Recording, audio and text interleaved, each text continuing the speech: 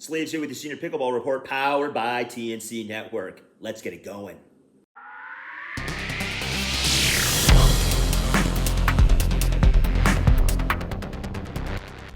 Today in our People of Pickleball episode, we speak with Daniel Gold from the Austin Ignite out of the National Pickleball League.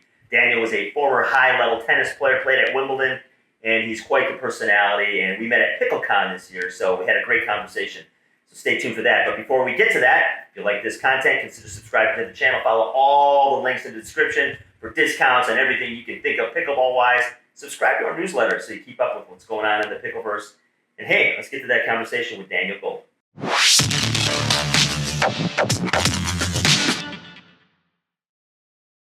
All right, folks, we are here with Daniel Gold, Austin Ignite from the National Pickleball League. Welcome to the Senior Pickleball Report, Daniel. Thanks for having me, Sleeves. We met at PickleCon early August, and we were just standing watching NPL matches, you, myself, and a couple other people. And you sort of told me how you got into the game, and it's one of the best yet most entertaining yet relatable stories, I think, that a lot of people can relate to when they enter this game and they think they're the shit. So tell us a little bit about how pickleball came into your life. Okay. Just to preface this, I wish I was exaggerating, maybe embellishing a little, but unfortunately every word is true and embarrassing. So I got introduced to pickleball, I think like a lot of people, during COVID. And I was in Boca Raton, which is in South Florida. They actually have clay courts, if you can believe that. And I picked up a paddle with the pro there, played for about half an hour with my wife and kids, went home, turned on YouTube and did what most people do. You immediately look up the world's best pickleball. So I thought this seems to be a game I could be quite good at. So let's see what the very best guys are doing. So I watched what I've now learned to be the final of the US Open. I have no idea who I was watching at the time, but if I recall, I think Scott Moore was probably one of them, only one of the all-time great Hall of Famers. Right. And I pick up the phone about 20 minutes later. I call the coach who just taught me the game. And I am not exaggerating for a moment. I go, I am world champion. I am literally the greatest player in the world right now, today. He goes, what do you mean? I said, well, I've watched a video of the best. They're standing by the net, and they're literally tapping the ball over the net. Not one of them can hit a ball. Nobody's got any pace. They're not going to be able to handle me. I am that good already. So he said to me, okay, I should probably teach you the rules first, and then I'm going to take you somewhere so you can play some people. So fast forward 1 week, I've now played a couple of times. He takes me to the Delray Beach Tennis Center, which is a very well-known place for tennis and pickleball here in South Florida. We go to the courts at the back, and it's one of those paddle rack systems where you can challenge people. So my first matchup, I kid you not, was against a Polish housekeeper. If she was 75, she might have been nearer 80, and I think she was still dressed from work. To say that she beat me 11-0 in 5 minutes would be an understatement. It might have been quicker than that. But my ego, it was warm-up. I accepted that maybe better things were to come. It was okay. My next opposition was a Mexican gardener, and he was wearing a sombrero. And again, I wish I could tell you that this is not true, but he was wearing a sombrero, and he obliterated me quicker than it took the time to warm up. So with my tail between my legs, I walked off the court, never to return until I said I could learn how to play this game. And that was my introduction to pickleball, that this game that looks incredibly easy is actually incredibly complicated. Yeah. And you're right, because, you always hear the story of some athlete some guy's 25, he's ripped, he's playing with his shirt off, and he's going to take up this game, and he loses to, an 85-year-old person that's got a knee brace, and sort of the same vein you did. But you come from a pretty high level of racket sports. I mean, obviously, you played some high-level tennis, so talk a little bit about what your background was before you ran into the gardener and the sombrero. Okay, so back in the 80s, I left school at 15 to pursue a professional tennis career. I played 2 years of terrible professional tennis. And fortunately for me, I tore my shoulder severely, which was probably the best thing that ever happened for me because the tear would have been 18 months in a sling. And I clearly wasn't good enough to warrant 18 months out. So, I was one of these guys that I knew very quickly, having grown up with some of what turned out to be some of the great tennis players of the 80s and the 90s, having grown up, as kids and watched and played together and watched them play, who the best in the world was going to be. And I knew that wasn't me. I'm the sort of guy that would make up the draw. You never would have heard of me. Maybe you would have told me, asked me if you'd met me in a later life, how many Wimbledons did you play? And I would have been, I played 10, great. What was your best result? I would have had, maybe I snuck into a third round or something. And then you turn around and have a proper conversation with someone. So I was very fortunate. I got to do a lot of things, played a lot of things once, got to play at Wimbledon, which was amazing. And was fortunate to call it a day when I was young enough to go get a real job. And I can tell you this, I am way better at pickleball than I ever was at tennis. Wish I found pickleball as a teenager. Well, there's a thing. I know, it's been around obviously since the mid 1960s, and my wife was a PE teacher, and she taught it the early 2000s, and she's telling me about it. Like, yeah, it's easier than teaching kids how to play tennis in gym class because they can keep the ball in play, and they're not jacking it over the fence. And I'm like, oh, that sounds cute. And then 20 years later, I'm starting to play it. Now I have a channel, and all of a sudden, I'm like, God, I would have just taken it up in 2002. Man, I could be blank or whatever the heck that is. So what was the challenges? Obviously, you come in, you've got to, you knock it. I get it, self-deprecating stuff. But you played at Wimbledon, you played high-level tennis. You have some pedigree there. You're walking in, you're like, how hard can this be? What was the thing that shocked you the most about getting into this game where you're like, these people are killing me? What were they doing to you that you just, wasn't happening on your end? Again, I wish I could tell you that I've actually figured this game out perfectly, but I don't think you ever really figure it out because it's moving so rapidly in the short time even I've been playing it. But the problem with being a tennis player coming to pickleball is that you very quickly get very good. But if you want to get great, then almost every shot you think is the right shot is the wrong shot. So another very funny story was I got to about a 4 or 5 level, and I started at 3-0 and thought it was the correct behavior to sort of win at every level rather than just turn up and say, here I am, I'm really good, after my humiliation. Yeah. So I went back to the drawing board and I won at 3-0 and 3-5, etc. So I get to 4-5, and then I've got this aspiration to play at the pro level, and I get introduced to a fantastic coach down here in South Florida who was, one of the really well-known early all-time greats of pickleball, a guy called Stefan Jolicoeur. And I turn up to play with him via Steve Kennedy, another great legend of the game. And Steve and I were playing together. He said, you should really go and learn from Stefan. So I turn up to Stefan day one, and I'm again back with I'm all it and more, ready to launch into a senior pro pickleball career. Stefan feeds me a bucket of balls, doesn't say a word. I am playing fantastic in my own head. We come to the net afterwards. He said, how do you think you did? I go, I think I did really well. He looks at me and goes, you're literally terrible. He goes, you are literally, in the most fantastic Haitian accents. I wish I could impersonate him. But he goes, you're literally terrible. And for the next 2 weeks, and again, no exaggeration, if you've ever seen the original Karate Kid movie with Mr. Miyagi, wax on, wax off, he had me stand at the net for 2 weeks every day, doing this, lifting the ball up, and backhand lifting the ball up. And I was literally standing there going, when do I get to play pickleball? And he goes, when you've learned to dink over the net. And literally, that was it. And the problem with this game is, for people like myself, is, again, you improve so rapidly, but then your natural tennis mindset comes into play. And therein lies the problem. You see shots on a mini tennis court, pickleball court, right, that you believe are there. The problem is they're not there. They were never there. They're never going to be there. And you're hitting a shot that is just bread and butter to the people on the other side. Particularly, of course, tennis and singles in pickleball is much more like tennis. But doubles is anti-tennis. And almost every shot you want to hit as a tennis player in doubles pickleball is the wrong shot. And I've had to really try hard to get that out of my system. And I wish I could tell you that I'm there, but I am a work in progress. Yeah. Well, like we all are. I mean, obviously, you played National Pickleball League last year. I believe you played for Boca Raton, and this year playing for Austin Ignite. Tell me a little bit, because you're almost through the second season here. What's been the change? Is it been basically shot selection between year one and year two for you? So again, you turn up at the NPL, which is, of course, you've got all these incredible people.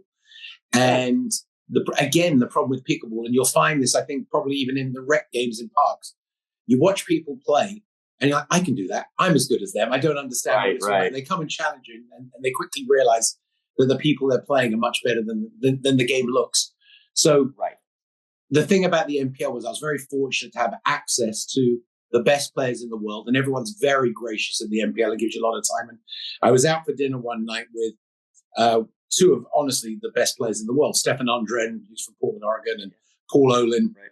And we're sitting having dinner, and I'm joking, so when are you ready to play doubles with me?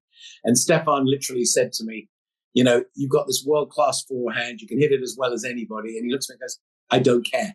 He goes, congratulations, well done. Until you learn how to go and literally roll shot dink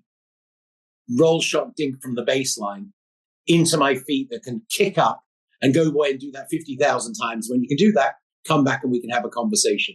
And he said it with, and it's said with love, not with sort of any type of malice. Was this is what you've got to do. And so the biggest takeaway for me over that period of time was, if you don't learn to play the game properly, you're never going to get this. So you have to be prepared to go backwards to go forwards. And look, I'm very fortunate to be playing again this year, and my game is definitely improving. But am I there? No, it's another season needs to go to keep dialing in that type of level. Yeah. So when you look at the people in that league, because obviously there's different tiers, it's like sort of like playing high school or college tennis. You got your number one doubles team, your number two, and so on and so forth. You look at the top tier pros that are, got some compensation to play in the league. What is the difference between guys like gals, like Dave Weinbach and, Jen Dawson and the rest? Because you watch, and everybody's at a pretty high level. Everybody has the shot. It just seems, some people obviously have something else going on there. And part of that for me, I guess, is probably recognition of what your opponent's doing to you faster than most of us can pick up. Well, I'll say this. I'll say this to you. When I played pro tennis, before you'd hit the ball to me, I just knew by the way you were standing and where your racket was, what you were going to do. And I'd already decided what I was going to do before you'd already hit the ball. Right. In pickleball, I'm in that place where the ball's already arrived to me, and now I'm trying to figure out what I'm doing.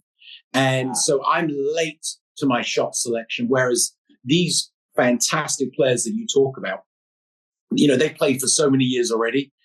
They can literally stand there and wait for me to beat myself, because their level of consistency and their shot selection and what the right shot to play at the right time is, that's the next level piece to this game. Is they already, they already know the shot they're playing before you hit it. So they're always in the right position. They're always not under stress, except when they play each other, it's a very different matchup because they know each other's game so well. But when they're playing people like myself, I'll say, hey, wasn't it great? Maybe you lose 11-8, 11-9. You think you were there, but you were never really there. Right. Yeah. They allowed you to get the 7 or 8, maybe because they weren't quite focused. I don't think it's so much allowing it. I don't think it's so much allowing it as much that you're going to make those 1 or 2 point errors at those moments, and you can't win. They're not making those errors. Their level of consistency. What separates 4-5 from 5-0, and then 5-0 from pro, and then the levels through pro, because there are obviously levels at pro level even. What separates them is just that level of consistency of shot making. And you will lose just because their shot selection, they're picking sensible shots. You mentioned Dave Weinbach before. Watch how much space Dave Weinbach will give between the net and the height of his dink. It's incredible how much air he gives. And for someone like myself, I'm like, how does that work? It's an anti-tennis shot. Right. But Dave's attitude is you can hit the ball 20 feet in the air. If it lands close enough to the net, it can't hurt you. So he's not missing those dinks because he's giving himself so much margin for error, and he's trained that way. I'm still sitting there thinking, I'm going to hit these shots which are going to clear the net by an inch, and doesn't it look pretty and set like a tennis shot? But actually, it will hurt you, and you will then lose. Yeah. I talked to a guy earlier at PickleCon before I actually met you, and I don't remember his name, but he's like, top 100 PPA, young kid, athletic. And he said basically what you're saying too. He said the biggest difference is at the top, they don't miss. And he goes, they have incredible pattern recognition too. He goes, they can pick up on whatever it is you're trying to do to them pretty fast, much faster than you'll pick it up against them. And they can figure you out really fast. Mainly, some of the things you've already said. A, they have all the shot selections. B, they're consistent. And C, they just know how to go about beating people. So to show you how right that is, I played a rec game last week, and a split age. I was playing with a top young pro against another guy my age, at my level, and another top young pro. And we lost the first two sets, maybe 11-8, 11-7. And then we're sitting there at the break, best 3 out of 5. And my partner said to me, he goes, talking about the guy, the other senior pro we were playing, he goes, every single shot he hits only goes to a certain place. And I go, no. He goes, how many times have you played this guy? I go, not that many. He goes, well, I'm telling you, he only plays this type of shot. From the minute he told me that, we lost 4 more points the next 3 sets. Wow.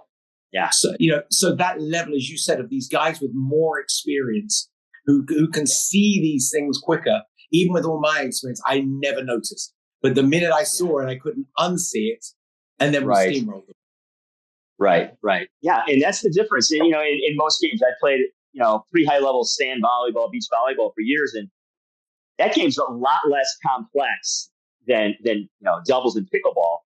And there would be guys that, you just could not figure them out. They just knew where you were not. It's very true. Look, and again, when I warm up playing pickleball and I'm playing with my partner, I'll say, listen, we're going to have a terrible warm up because I'm going to be studying the other 2 players, trying to figure out someone's worst shot. And whatever that worst shot is, they have to beat us with that shot. That is the only shot they're allowed to have. And that's our job, is to figure it out and then only give them that shot. So I'm trying, we're trying to create that situation. But again, at the pro level, the weaknesses become a lot less. And their ability their ability as teams to figure out this is what you're doing and then make adjustments is much more. Yeah. I mean, just from the first year I went to see NPL in Kansas City, ironically, and then PickleCon recently, I can tell a difference already that the game is you can use the word evolving or whatever you want to use, but definitely the equipment.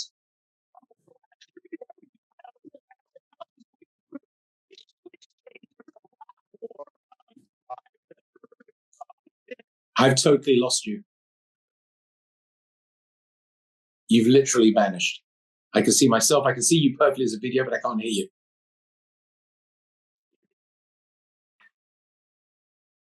Yeah, my Wi-Fi is perfect, so can't hear you at all. Your lips are moving, but I hear nothing.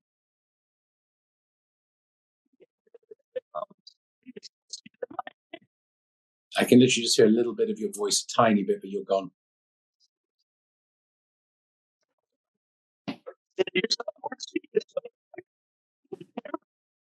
No, nothing. I mean, I can hear you trying to talk, but you're like a million. It's almost like you're a million miles away as a robot. Should we click off and click back in? I can't hear you. I'll text you. Okay. I can hear you. Hang on. You're back. All right. Whatever just happened, you're back. I don't know. Technology. Let me do this, though. Let me see if this works real quick. So I may have some people come in. I'll just put these giant things on and see if it matters.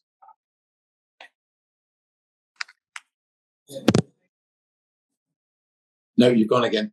No, totally gone. Without the headphones, you were fine. Nope. Nope. Okay. Yes. Okay. Yeah. All right. Hey, I look more professional. Look at that. Yeah, I'm feeling intimidated now. I look like a NASCAR guy. So what were we talking about? I don't remember. Who knows? I think we were talking about the shopping day you had last weekend at the mall. Yeah. We were talking about driving the fifth, dropping the third. It seems like that the game has obviously sped up, and it's sped up really fast over a year. Really, I noticed.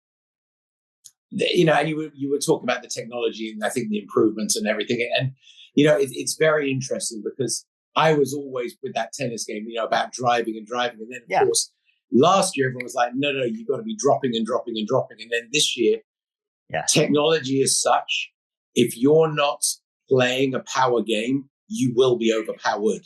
Yeah. And I think that's shocked a lot of people, particularly maybe the purists who still live in the age of the slow game. That world has moved on, and some people hate it, and some people think it's a good thing. Personally, I think if the sport's ever going to go mainstream and translate to audiences and television, people want to see the hand battles. They want to see the pace. Right. I don't think they appreciate, sadly, the incredible technical ability of people with their dinking. I know I certainly did back in the day, but I don't think it translates that well to the television. And, there's many times I've hit shots and I've seen it again on video. And in real life, I'm like, I have absolutely creamed that. And in video, people are like, so what's the problem? Doesn't look like it's even moved. Yeah. So I think technology moving on and the game getting faster, I think for audiences is a must. Yeah, I would agree. It's if it does want to hit the big time, because it does not translate. Like anytime you go to an event, rather than watching it like you did in the beginning when you're telling the story about how you got into the game, you watch this, you're like, I can do this. But then when you go and you watch in person, and in particular, we're talking people over 50 years old. When I'm standing there with you, and I brought my mother and my father and my sister and my wife who had never seen any sort of pro level in-person ball. They were like, holy shit. And I go, yeah. And all these people are over 50. Some of these people are over 60. And they can all rip it. And the technical skills, they had every shot. And it's just a different thing to see it in person. I don't know if it'll ever really translate on television, quite honestly. I like watching men's doubles at a high level more than I like watching the women's pro doubles, because I'm not into the two-hand, just stand a foot off the kitchen line and rip it. Because I love the game that way, and I can watch. I know how hard it is to do what Ben Johns is doing, against J.W. Johnson or whatever. I just don't know if anybody else is going to get into it at that level. Again, I think it's different strokes for different folks, and you've got a lot of competition out there for people, vying for people's airtime and people's, time. And I just think that as a product, if it doesn't start to think outside of the box, eventually you're going to hit that ceiling of what do we do now? How do we compete? Because, there's a lot of very established things out there and products out there that do translate incredibly well. And I think that, look, you've got so many people now playing pickleball, so they are understanding again how hard the game is. But as long as I have people coming to rec courts, putting their paddle down and say, I'm going to challenge you because I play over across the way and I think I can. Yeah. And they don't understand that. I think that watching on TV, you just won't appreciate how good these guys are. Right. Absolutely. And most of the people that I play with, well, they finally have figured out there is pro pickleball because I talk about it. Mm-hmm. But if I didn't, most of them wouldn't even know it exists, nor do they even care to even watch it. So to me, it's an interesting dynamic is you have a large populace that is really into this game that, could give a crap about the pro game. It's interesting because I've spoken with a lot of people. I'm extremely, I consider myself extremely fortunate to get to play in the NPL and have owners that have given me this opportunity. And so, of course, I desperately want the league to, succeed and become what we all believe it could be. The thing is, again, with all that competition, I've likened pickleball and where it's trying to go back to the very early days of wrestling. And if you remember back in the very, very early days of wrestling, which also had all that incredible competition from mainstream sports. And the only people that ever watched that was everybody's grandmothers, who would watch on a Saturday afternoon, and there'd be a guy in yellow trunks, there'd be a guy in blue trunks, and they got behind that. And then, at some point, a really clever man came along and said, I think I'm going to turn these people into characters. And I'm going to make villains, and I'm going to make flamboyant people, and we're going to have matchups. And no longer were people so much, it wasn't so much about the wrestling as so much about, I like him. I like that person. That's who I follow. And I've tried to say to some of these guys in the pickleball world that if you don't turn these people into relatable somethings where someone can say, I follow a character, not a person, you're never going to separate yourself from what the amazing other products that are already out there. Yeah, absolutely. And I think it's going to take that type of vision or that type of thought process to elevate pickleball into what I call, because today, wrestling is beyond mainstream. I mean, these characters are brands in their own right. Right. And it started from the same place. So I see this journey, it could go to the same place, but only if you allow yourself to let history repeat itself. Because if you just keep it how it is, how are we ever going? You're never going to beat out tennis. Right. And you're also never going to beat out mainstream, professional pickleball with young, much better looking guys and girls who are significantly younger than us getting all the better contracts. Right. I think the benefit, at least for a couple of things that I've noticed covering NPL for the first two seasons, is there are a lot of characters in NPL. I would argue there are more characters playing senior pro ball than there are in the open pro. And you can tell by the interviews, you can tell by the chatter on the court. If you ever watch senior pro men and you follow them on different, tours like I have, the chatter and the chippiness between the guys is what I love. And I wish they would be mic'd up. I'd love to have Dave mic'd up, Weinbach, in chatting over with, Rick Witskin and those types of relationships happening, and the personality that you bring to the game, and some of that fun and yet highly competitive. But at the end of the day, sort of, you watch on social media and they're out having, drinks together at the end of the day, but it's intense and it's fun and it's high level ball. And I think that's the benefit I see the senior game having. The other thing I see is the way it's run. I have not seen a league or an association that's run quite as well as NPL, and the way that it makes the participants feel. They feel like they're professionals. And I get it. It's a different realm if you're playing open pro because, you're trying to make a living, and you folks you've done your things in life. This is bonus time. This is the icing on the cake. But boy, I tell you, whatever they're doing over there, everybody I talk to just digs it. Well, I think you hit the nail on the head. I mean, anybody who's playing in the NPL who gets too far ahead of themselves quickly gets a reality check from those that are there, that we're over 50 and we're blessed to get to sort of go back out on tour again. And the banter and the camaraderie. I mean, I often joke, the social is so fantastic. Yeah. It's a shame we have to play pickleball. And I genuinely mean it, because you literally, I get it. You suddenly make, 200 friends from around the country, but genuinely, as you said, these characters are amazing, and the personalities, and you quickly fall in love with all these people, and you're wishing for the next event to come around. Yeah. And the events they're events. That's the thing. I think that's what I enjoy is, it's 6 events throughout the summer and in early fall. And it's sort of this, you're anticipating seeing each other each month and at a new venue, doing a new thing, and the league's still growing. And so every year for a while, you'll probably have new teams and a new group of friends. And, we're still mixing up teams at this point. So you'll have people that you were competing against that you'll get to know a little better next season. I mean, you played on 2 different teams in 2 years. So I think it's got such a huge upside to it that I don't know. I think ultimately it's because people like yourself who are in the league love it.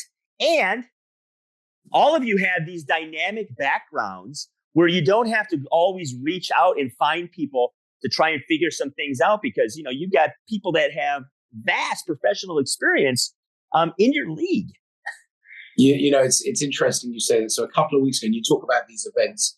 The league puts on these fantastic Friday night events for us at every event.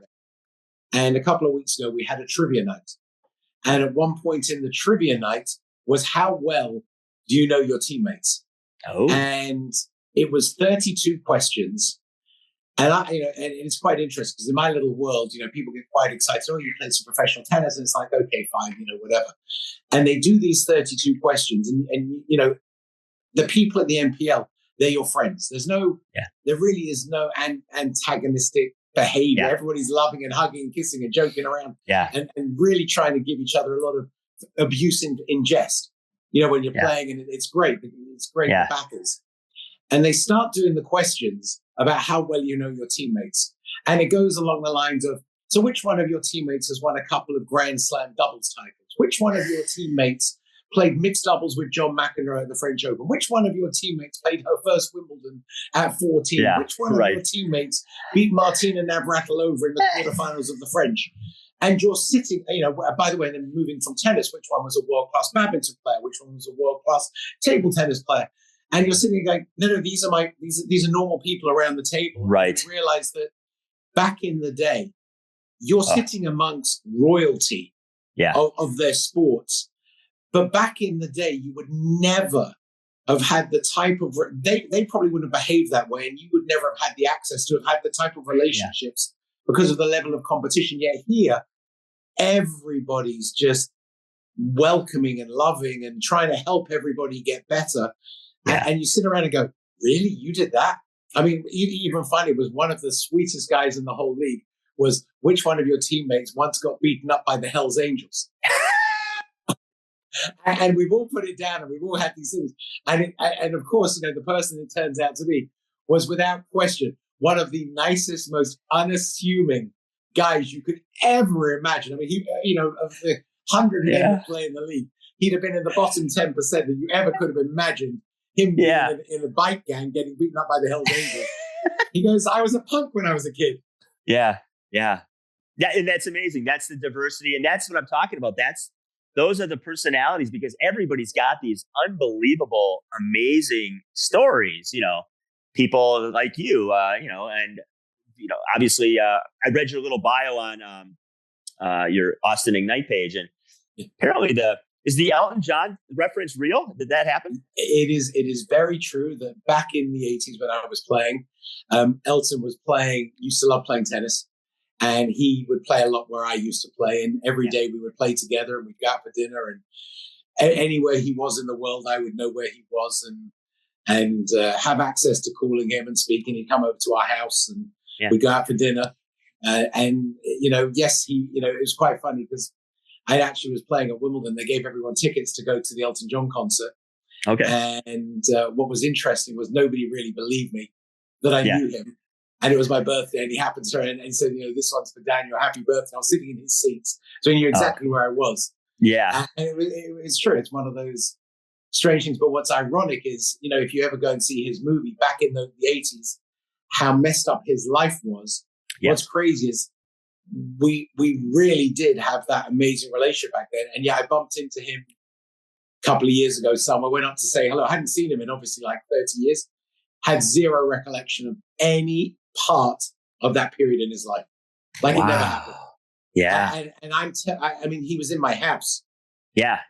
I knew everything.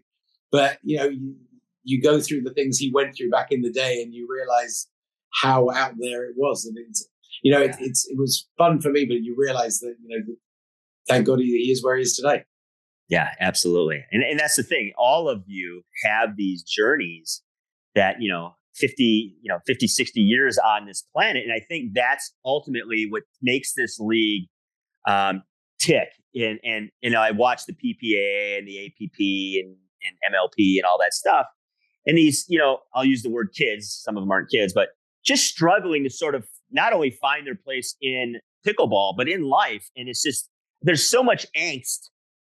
It's so much, like I watch them on sidelines, and they're all frustrated and stuff. And then I watch, and I'm not saying NPL is not competitive and stuff like that, because when I see the timeouts and people are talking, but it's just a different vibe because, like I said, you have this vast life experience, and this is the bonus part. And the odds of something like this happening, where I would argue that senior pros have the most opportunity to play than regular pros. I mean, you could play on the PPA, you could play on the APP, you could play NPL, and you could play on the senior pro tour. I mean, like, there's tons of opportunities for y'all, and it's really cool to see. I don't think that any of us, like I said, I think most people have some type of very high level sporting background. Yeah. Some were clearly way more successful than others with it, but everybody tried to do something. Sure. And I don't think anybody ever imagined they would get to capture the feeling, forget the competitiveness again for a moment, but that feeling of what it meant back in the day to be able to do those things.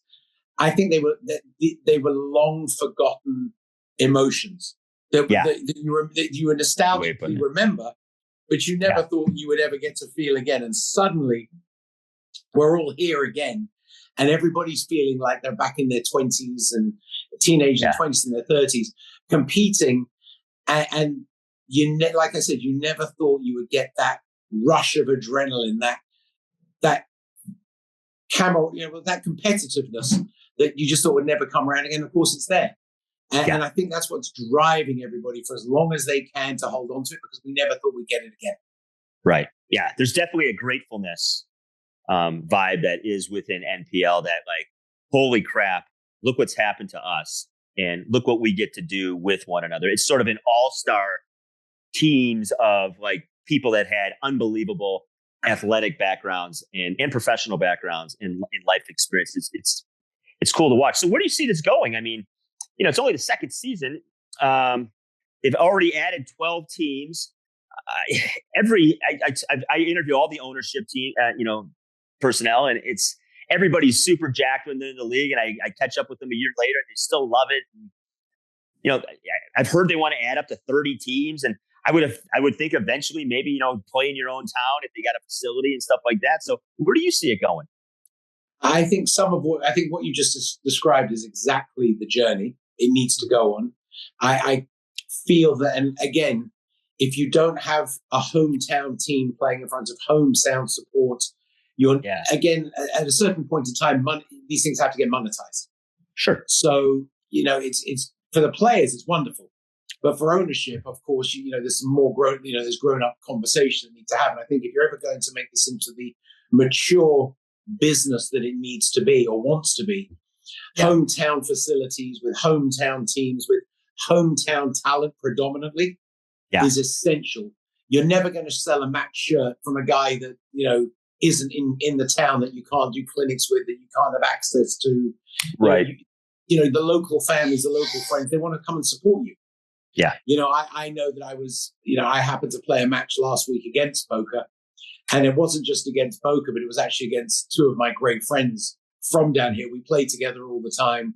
Okay. We find ourselves on the court together.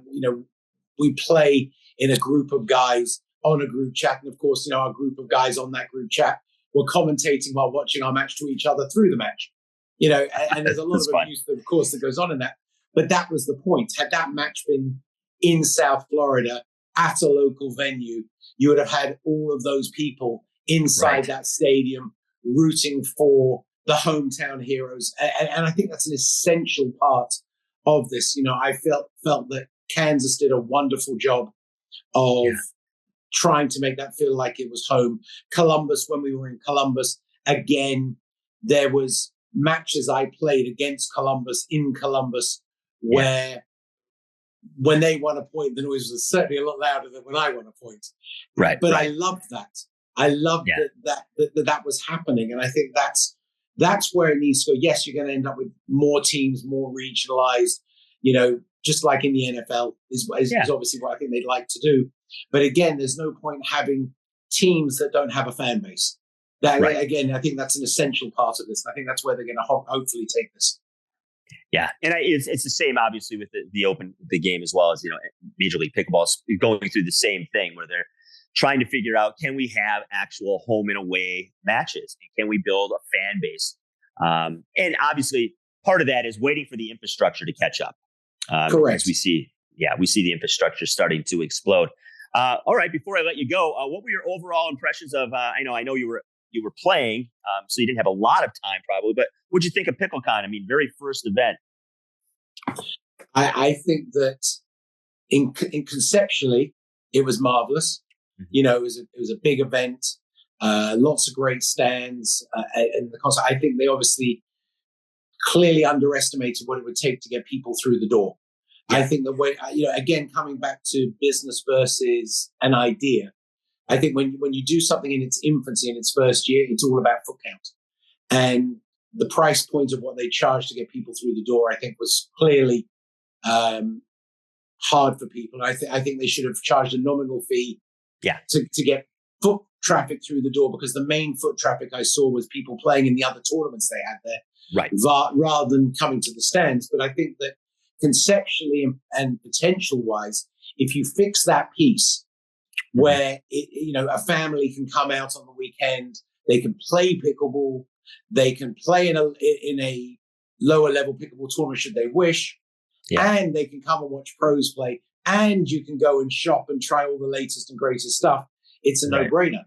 But again, to get people through the door, you have to make it that you're competing again against a movie theater or some other type of thing for a family to do. So you have to make it a no-brainer that you can't help yourself but come and check it out. And I think if they could do it all again, that would probably be a takeaway, I would say to them. But conceptually, I thought it was fantastic to walk in and again be part of a very large something. Yes. And I agree with you 100%. I think a nominal fee, or maybe not a fee at all. I mean, you get people that foot traffic, they're going to spend some money there once you go. The nominal fee was just to unfortunately keep let's just homeless people from walking in, and I don't mean that in any disrespect to people on hard times, but I think you're forced to do that just for that purpose in some of these cities. But when I say nominal, I'm thinking it's a couple of bucks. Yeah, right. I'm not thinking $10 or $15. I'm thinking like kids are free, parents are two parents for $5 or something. Right. Come in and then you'll spend money when you're there just by the sheer nature of what's available to you, which is what the vendors need. The vendors need the income. They need the foot traffic. Yeah. How about on the NPL side? I mean, obviously these are temp courts on a civic center floor, which have obviously some divots in it and so forth. I watched plenty of matches where there were some dead balls, and my belief is at the beginning of the event for NPL is I would have said, listen, because I play on the world's worst pickleball courts, and that's just the breaks. You get a bad bounce, that's just how it goes. Like we start playing balls over, like we're going to be there forever. And I thought that maybe should have been how they handled it. Like, listen, everybody's playing on this surface. You're going to get some good ones, and you're going to get some shit ones, and we're all going to have to deal with it. Rather than, is that a bad ball? Do we have to play that over? So what were your thoughts? Firstly, I think, the concept of it was going to have an opinion, as you rightly just said, was a foolish one. And that was quickly stopped. Yeah. Because the reality is, we're playing with a wiffle ball that gets bent out of shape in about 3 minutes. Yeah. Right. So the concept of a pure bounce does not exist in our sport. No. So if you're all playing on the same court and you're all playing on both ends, the concept of it died. I got a bad bounce. Right. I get a bad bounce all the time. And therefore it had to be you play the game. Yeah. That is the game. If you're worried about a bad bounce, pickleball's probably not going to be for you because you're playing with an egg half the time. Yeah. Yeah. Do you think it was beneficial for NPL to play at PickleCon despite, obviously it wasn't the greatest conditions for playing on a surface like that. You're playing on pretty much pure cement, which is tough on anybody, let alone being over 50. And we talked a little bit about the bounce, but like last year I was at the Chicken and Pickle in Kansas City, and it was just a bunch of people that obviously were waiting for their match to watch because it wasn't the greatest place to watch a professional or any sort of pickleball. It's a place to go play. This seemed to have a little better access to watch people. They had some stands and particular things, and you could go and watch. Do you think NPL would be back to PickleCon because of maybe a potential bigger audience being exposed to? Look, I think all things have pros and cons, and you have to decide which one of the pros and which one of the cons you can live with and you can't live with. Right. Like anything. From a pro aspect, the concept of what should have been foot traffic of anywhere from 5 to 15,000 people coming with an NPL product that people wouldn't have necessarily known about and get to enjoy, that's a massive pro. Forget the reality it didn't materialize, but that would be a massive pro. The con being, yes, the rollout courts, some of the ones I played with in practice on the Friday were so slippery. I'm like, I'm not playing. I'm just coming back from knee surgery a year ago. Right. And I felt like, in the throes of a game, you could easily slide where you didn't expect and really hurt yourself. So from a quality of game standpoint, the game is going to suffer because the courts are not top-notch courts. They're just not. Right. So you have to weigh up how much do we sacrifice in year 2 of the NPL with the delivering of a product with people that, in essence, are very fortunate just to be there in the first place. Right. With the trade-off, we could and should have had foot traffic of 5 to 15,000 people learning about pickleball, seeing pickleball, getting to be around people, and then getting to see this pro league go on. And as a trade-off, if someone had said to me a month ago before anything had happened, the courts are going to be not perfect, but you're going to have audiences and an atmosphere beyond anything we've had before. As a business, I would take that every day and on Sundays. When we played at Chicken and Pickle last year, as good as the surfaces might have been, you had terrible glare through the windows. Yeah, that's tough. there. We've been to other venues again with terrific courts, and they, with white fences and yellow walls, and you're playing with a yellow ball. Most facilities across America right now are not being built for professional pickleball players. They're being built for families to come out on a Sunday and have a fantastic time.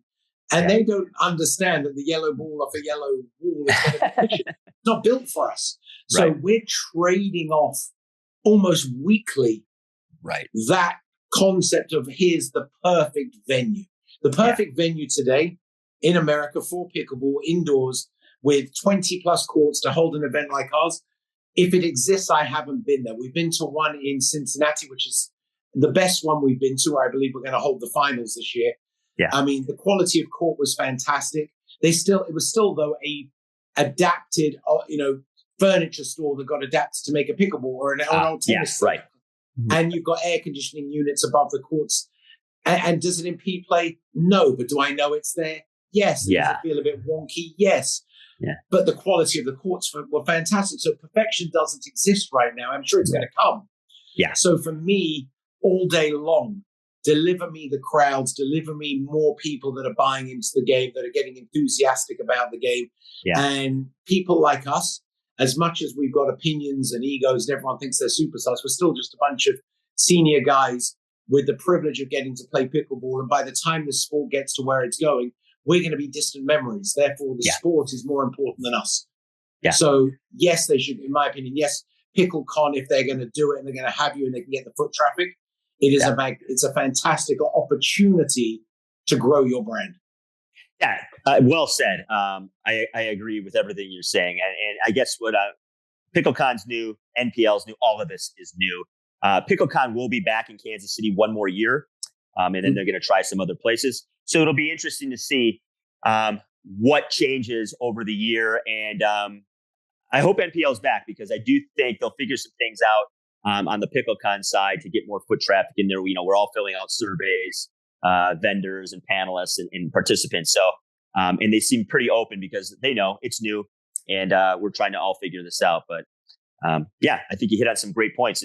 We're still in the Wild West version of this.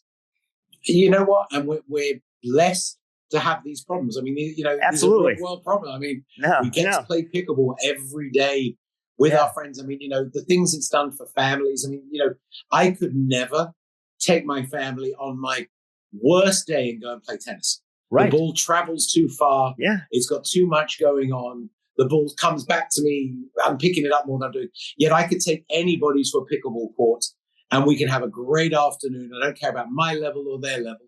Right. Look what this does socially for families is amazing. So, we're truly blessed and we're lucky to have it. Yeah. And we're lucky, right? You're lucky to have it. And there's lucky to have opportunities that there is a pro level at all, and let alone a pro level for folks that, are our age. So well said. And again, look at these relationships. I mean, a month ago, you and I don't even know each other, and a month later, after hanging out, come on, let's go and do this. Right, we're best friends. I know it's weird. I don't get it either, but well, you're very lucky.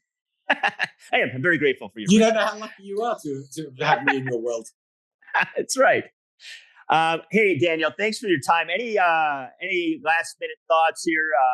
People that have supported you, brands that are supporting you that you want to mention before we get you out of here? I think first and foremost, I am beyond appreciative to, Michael Chen and, Rick Witskin and Beth Bone for creating the NPL. And then, you can mention all the owners that then decided to buy into that vision and do it, because honestly, it has been an amazing thing in my life. And without those owners taking the chance on their idea to do it, none of this would have happened. I mean, to be fair, the thought of me wanting to play a regular tournament again, I'd have to really want to do it, because it doesn't give me what the NPL does. So I'm very blessed. The great friends you make with the other owners, but particularly, Rick and Carl from Boca Raton. I mean, they've been I love those guys. They're two of my dearest friends, and I got to play for them, and now I get to play against them. And and I love playing for them, and I hate playing against them, but I love playing against them. I love them, and then because of that, I got to meet the guys at the Austin Ignite, and they're now like family to me, and I'm incredibly blessed to have Steve Unger and Scott Trebeth and Shona and DK, the owners, that ownership group. Yeah, it's a fun group. Great friends now, and you got your paddle companies. I support a great local guy here, Dink Sports, and Scott Mann, who's done an amazing job building his brand. And you feel, look, we're all very lucky. I'm lucky to have great people behind me. And so there you are. Yeah. As I said, I've got the number one supporter in my life who hates me for this is my wife. She goes, I never signed up for you to go back out on tour. We've got three daughters who've played two have played college volleyball already. One's a very high level junior is going to be playing college volleyball. So we're traveling non-stop for volleyball our whole lives for like the last 20 years. And then all of a sudden, not only does she have those weekends, suddenly I'm going for pickleball. She's like, I didn't sign up for this. Right. So my greatest thanks goes to her, because without her, most of the time smiling when I leave through the door. Yeah, we did just move home the other week, and I left her to move us while I went to Kansas to play pickleball. That didn't. It wasn't Kansas. It was Columbus. That didn't go down so well. But other than that one weekend, she's very supportive. Yeah, and my wife's the same way. My wife just says when pickleball is just coming too much into her day, she just goes pickleball. I'm like, hey, this is what we do. My wife literally said to someone the other night, she goes, I know all his results. I know just how well he did. But I will never, ever ask how he did that one weekend when we moved house. I don't care how he did. I don't want to know how he did. I don't even care if he got hurt. You got to support your team. That's how it is. Yeah, that's how it is. Well, I appreciate your time, Daniel. And everybody, links in the description for NPL Austin Ignite and a little bit more about Daniel Gold. And hey, great conversation. Looking forward to maybe seeing you next year out on tour. I look forward to it too. And if you're ever here in South Florida, let's go and hit some balls.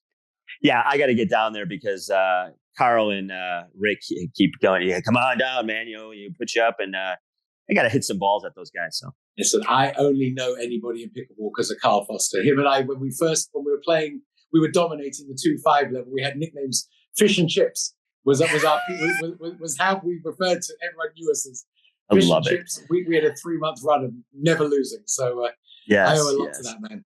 Yes, I'm actually talking to him after we hang up, so that'd be nice. Well, listen, you can send him my love and affection. Hope you enjoyed our conversation with Daniel Gold of the Austin Ignite National Pickleball League.